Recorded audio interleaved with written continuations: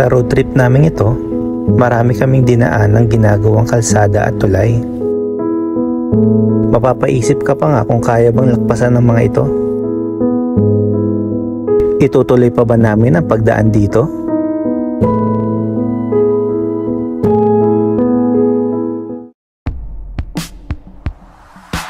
Sa pagpapatuloy ng adventure namin, pupuntahan namin ang isang beach na mala Boracay ang buhangin.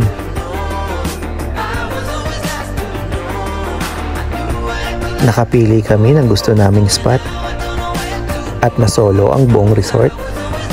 Parang Baguio ang peg, guys.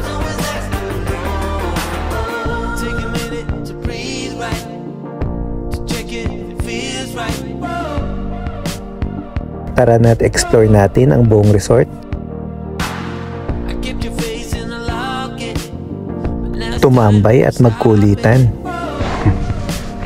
Guys, ngayon lang ako nakakita ng ano ba to? White sand ba? Or brown? Brown yata ito eh. Iwit kasi. Okay. Okay guys, nandito kami ngayon sa Boracay. Boracay of the North. Ay, okay. Sige, yan. Kasi may context. Meron dong maingay na babae sa likod namin. Oo, yun. Hindi po kilala yan. Lang kilala, masyadong maingay. Peaceful kasi dito sa lugar na to. Pero siya lang tanging maingay. Ayan, iba po.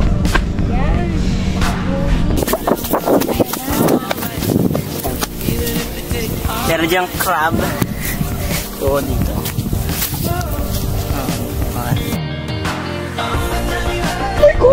You're just born like that. You're a monkey, dude. You're born like a monkey.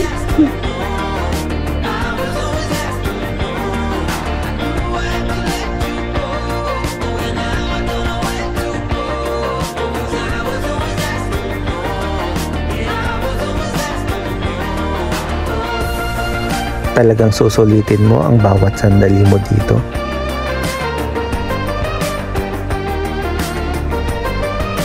Ang sarap kumain kapag kasama ang pamilya, lalo na kung ganitong kaganda ang lugar. Sa sobrang pagod, maagang nakatulog ang dalawa. Kahit kami lang ang tao, kampante pa rin kami dahil maraming guide na nagpapatrol. Halika na't gumising ng maaga para masilayan ang bukang liwayway.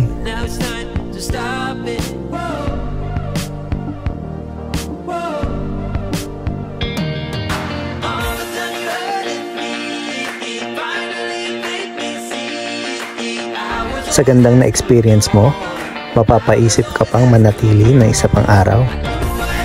Hindi nga lang pwede. Madami pang nag-aantay na adventure sa atin.